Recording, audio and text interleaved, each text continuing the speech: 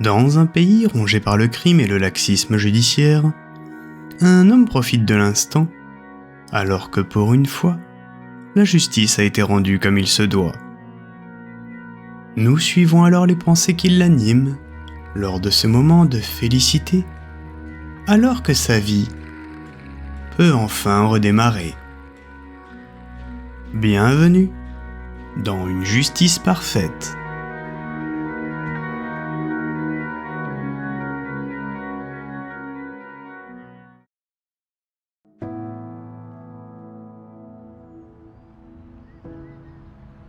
Je m'assois sur un banc du parc, à l'ombre d'un vieil érable. De là, je peux voir l'animation habituelle de la ville, les va-et-vient des passants, et entendre des rires d'enfants. J'entends également les nouvelles qui émanent de la radio du food truck de l'autre côté de la rue. Le cuistot, un type aimable, à la barbe poivre et sel, est un inconditionnel de cette station de radio. Il fait doux, une légère brise caresse mon visage, mais mon esprit est ailleurs. Des années de lutte judiciaire et d'attente m'ont conduit à cet instant précis. Aujourd'hui, c'était le jour du verdict. Le jour où la justice a statué sur le sort de l'homme qui a brisé mon existence, qui a volé sauvagement la vie de ma petite fille. D'où je suis, je peux entendre la voix de l'animateur radio se faire plus insistante. Je peux presque sentir l'excitation dans ses paroles, alors qu'il annonce les derniers rebondissements de l'affaire. Il parle de preuves, de témoignages, de police et de tribunal. Il parle aussi de justice. J'ai passé une partie de ma vie à attendre ce moment, à attendre que la justice soit rendue et que le coupable soit puni pour son crime.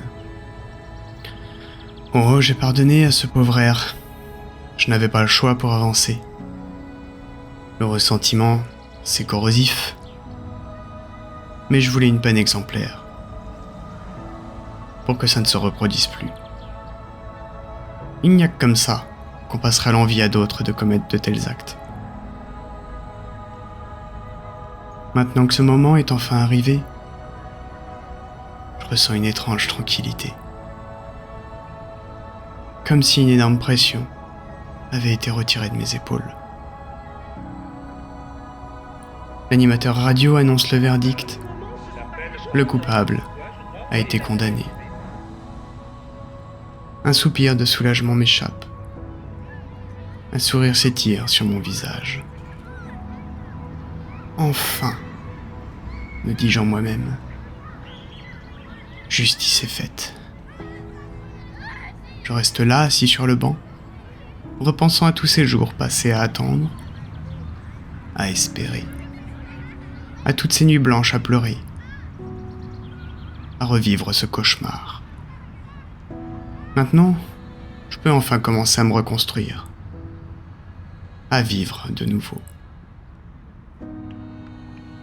C'est alors que je remarque que la radio s'est arrêtée.